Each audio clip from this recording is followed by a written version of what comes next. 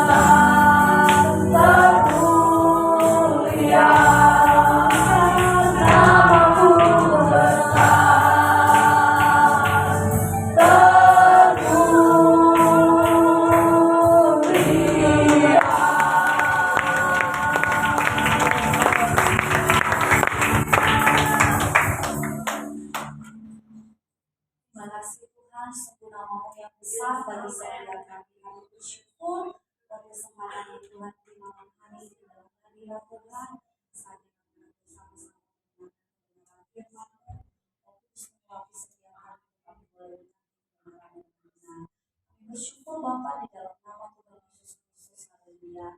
Amin. Sekarang dulu Bapak Ibu Saudara.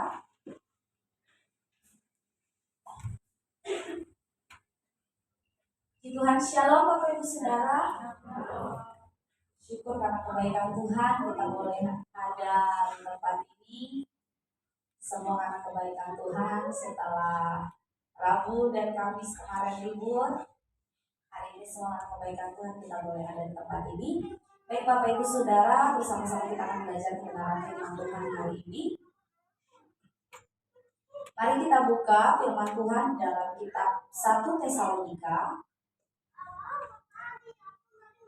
Mungkin setiap kita pasti sudah pernah membaca ayat ini. 1 Tesalonika 5, 1 Tesalonika pasal yang ke-5. Kita akan baca satu ayat. 1 Tesalonika 5 ayat 18. Kita baca bersama-sama dalam hitungan yang ketiga. 1, 2, 3. Mengucap syukurlah dalam segala hal, sebab itulah yang dikehendaki Allah di dalam Kristus Yesus bagi kamu. Amin. Sekali lagi saya bacakan. Mengucap syukurlah dalam segala hal, sebab itulah yang dikehendaki Allah di dalam Kristus Yesus bagi kamu. Bapak Ibu Saudara yang diberkati oleh Tuhan, malam hari ini firman Tuhan yang akan saya bawakan, saya beri tema sepemahaman dengan Allah. Bersyukur dalam segala hal adalah hal yang mungkin dari sebagian orang bisa berkata bahwa mungkin itu gampang ketika kita dalam keadaan yang baik-baik saja, ketika kita dalam keadaan sehat, dalam keadaan diberkati, dalam keadaan keluarga semuanya baik, anak-anak baik, ekonomi baik, kesehatan baik, semuanya baik-baik saja. Mungkin bersyukur itu hal yang mudah untuk kita lakukan. Tetapi firman Tuhan yang kita baca malam hari ini, di situ jelas dikatakan bahwa bersyukurlah dalam segala hal. Artinya dalam semua keadaan, bersyukur adalah satu hal yang dikehendaki. Kita sebagai orang Kristen, sebagai orang percaya, memiliki tujuan, memiliki kerinduan untuk melakukan semua kehendak Bapa. Nah, salah satunya firman Tuhan yang datang malam hari ini yaitu bersyukur dalam segala hal. Dalam keadaan baik, gak baik, Tuhan pengen kita untuk bersyukur. Tuhan ingin kita mengucap syukur. Kita buka dalam firman Tuhan dalam Efesus. Tuhan ingin kita bersyukur dalam segala sesuatu sehingga kita gak perlu memikirkan hal yang lain. Kita hanya perlu memikirkan bagaimana Tuhan itu tetap baik tanpa mengkhawatirkan apapun yang akan kita hadapi. Kita buka dalam kitab Efesus 4.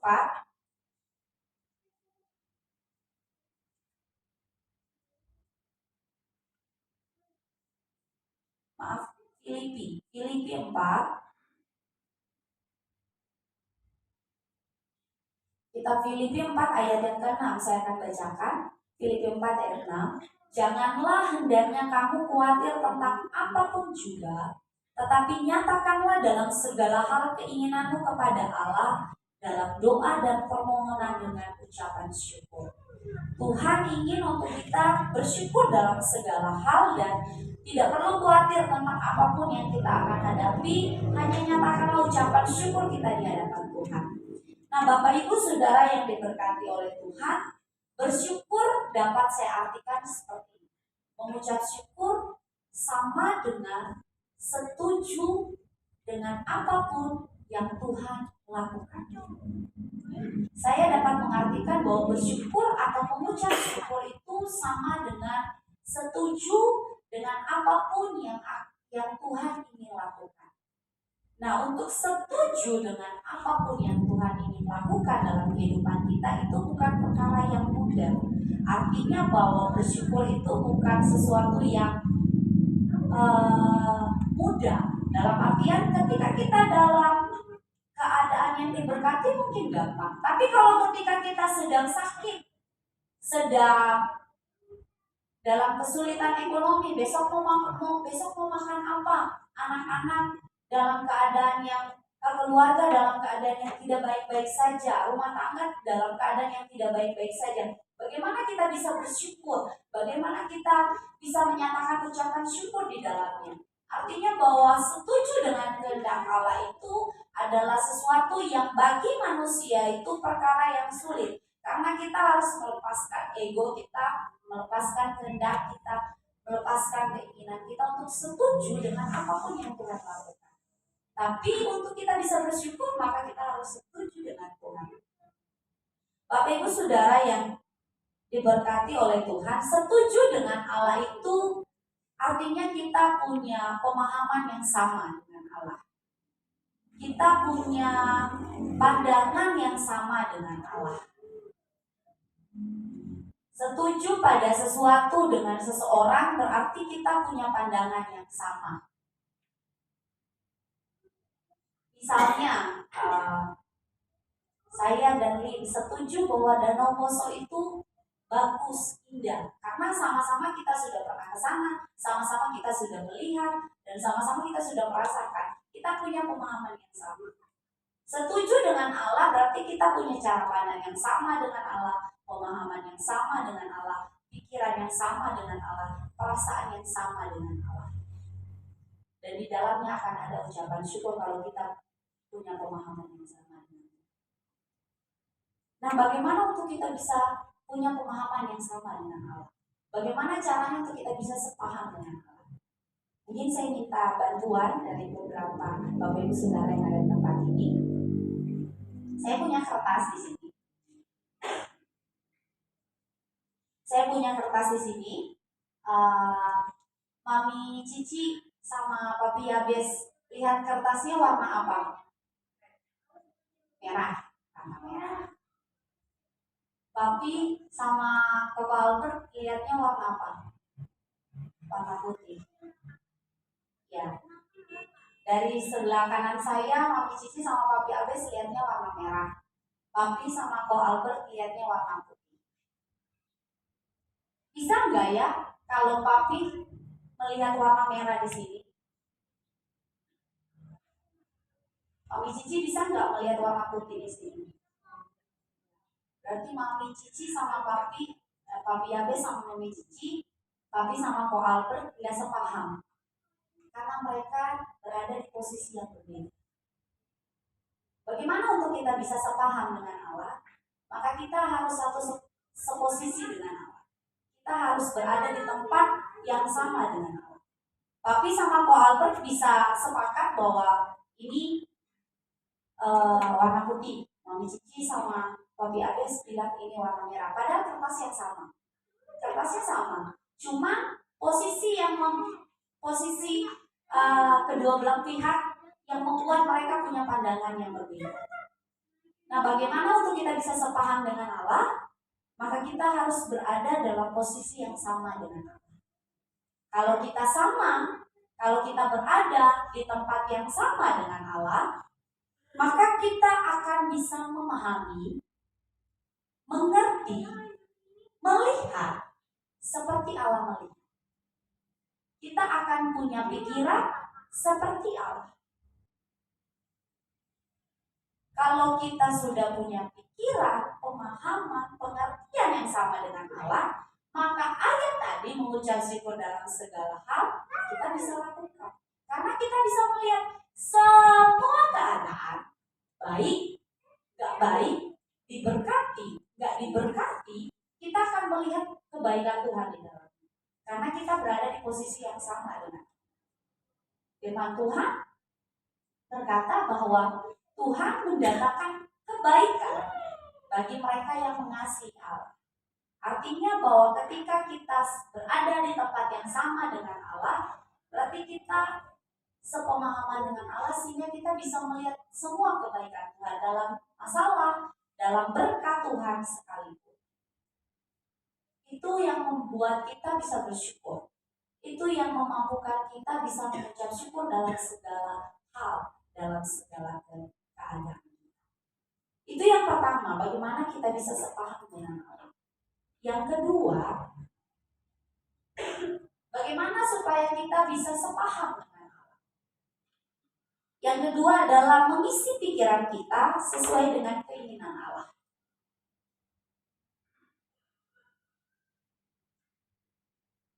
Misalnya, Papi sama Ko Albert melihat kertas yang sama, warna putih. Tapi kalau mereka punya isi pikiran yang berbeda, mereka tidak bisa menentukan bahwa ini sama-sama warna putih. Artinya kalau kita pengen sepaham dengan Allah, maka kita harus mengisi pikiran kita seperti apa yang Tuhan kehendaki. Kita buka dalam kitab Filipi 4. Apa sih yang harus kita isi dalam pikiran kita? Filipi 4 ayat 8. Filipi 4 ayat 8 saya akan bacakan. Jadi akhirnya saudara-saudara, semua yang benar, semua yang mulia, semua yang adil, semua yang suci, semua yang manis, semua yang sedap didengar, semua yang disebut kebajikan dan patut dipuji, pikirkanlah semuanya. Ini yang harus kita isi. Ketika kita diperhadapkan dengan berkat, semua yang benar yang harus kita pikirkan, semua yang suci yang harus kita pikirkan, semua yang sedang didengar yang harus kita pikirkan. Yang keluar pasti adalah ungkapan syukur di hadapan Tuhan.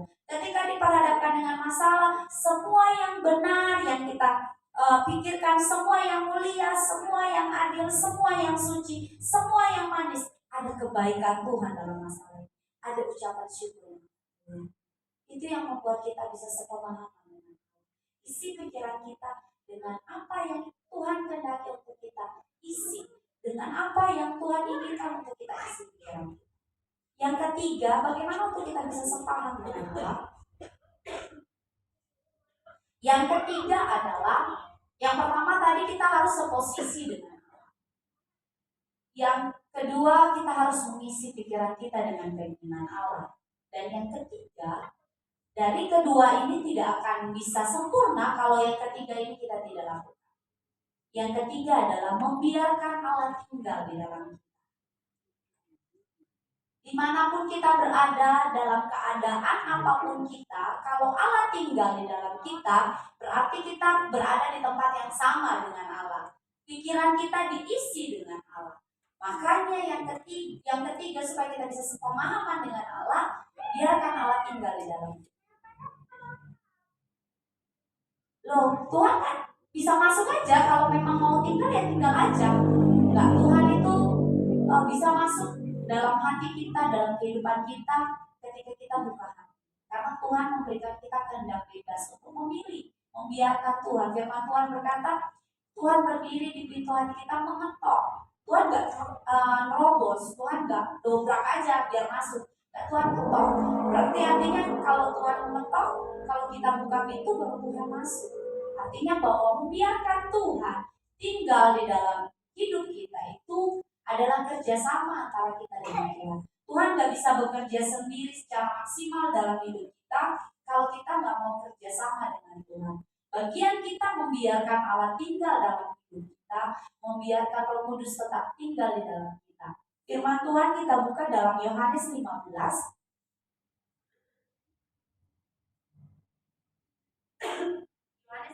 Yohanes 15 ayat yang kelima. Saya akan bacakan Yohanes 15 ayat yang kelima. Akulah pokok anggur dan kamulah ranting-rantingnya. Barang siapa tinggal di dalam aku dan aku di dalam dia, ia berbuah banyak.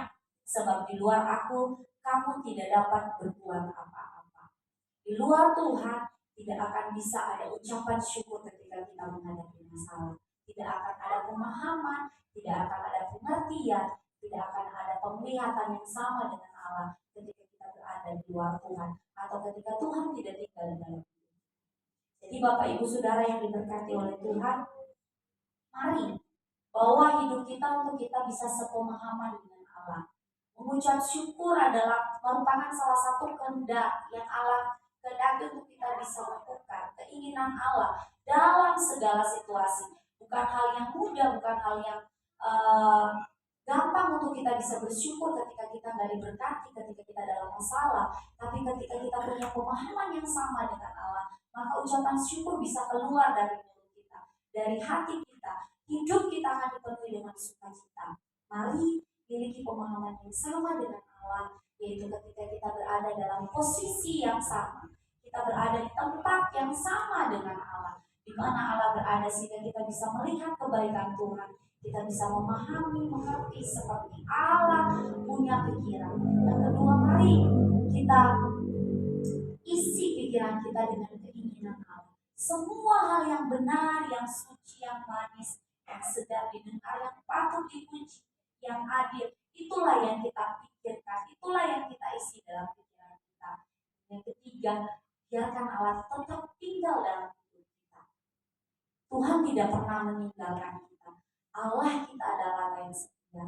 Kalau sepertinya Tuhan tidak bersama-sama dengan kita, kalau sepertinya ketika kita menghadapi situasi keadaan kita, kok sepertinya Allah meninggalkan kita, itu bukan karena Allah meninggalkan kita, tapi karena kita membiarkan Allah keluar dari hidup kita, atau kita yang meninggalkan. Tetap biarkan Allah tinggal dalam hidup kita, sehingga hidup kita bisa berbuah, ada ucapan syukur di dalamnya. Kita bisa punya pengalaman yang sama dengan Allah. Dan Yesus memberkati kita semua. Amin. Untuk kebenaran firman Tuhan, mari kita berdoa. Terima kasih Tuhan Yesus, kami bersyukur buat kebenaran firman-Mu. Mampukan kami untuk punya pemahaman yang sama dengan Tuhan. Untuk kami tetap berada di mana Tuhan ada. Untuk kami boleh mengisi pikiran kami dengan keinginan Allah. Dan kami boleh tetap membiarkan Allah tinggal dalam hidup kami. Terima kasih Bapa yang baik. Roh Kudus mempelayanan kebenaran firman-Mu, sehingga sungguh-sungguh hidup kami menjadi pelaku-pelaku kebenaran firman. Kami bersyukur Bapa di dalam nama Tuhan Yesus Kristus.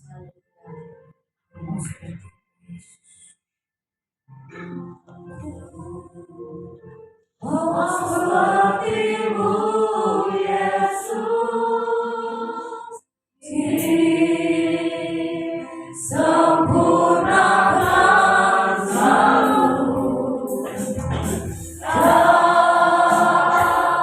dalam senang jalanku, memuliakan nama-Mu.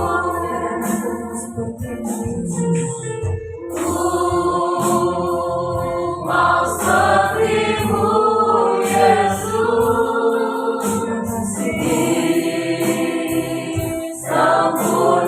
disempurnakan selalu dalam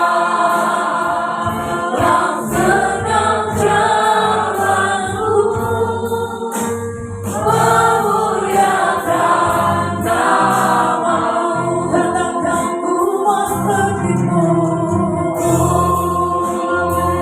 mau seperti-Mu Yesus, disempurnakan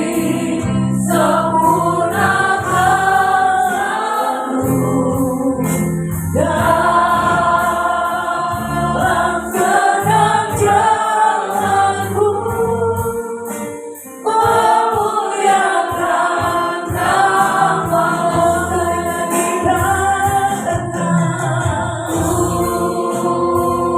Mau seperti-Mu Yesus, disempurnakan selalu dalam senang jalanku,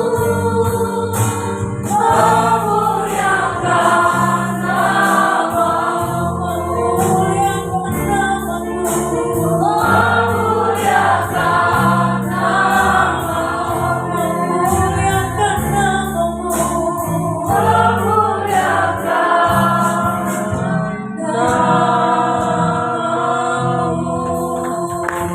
nama-Mu.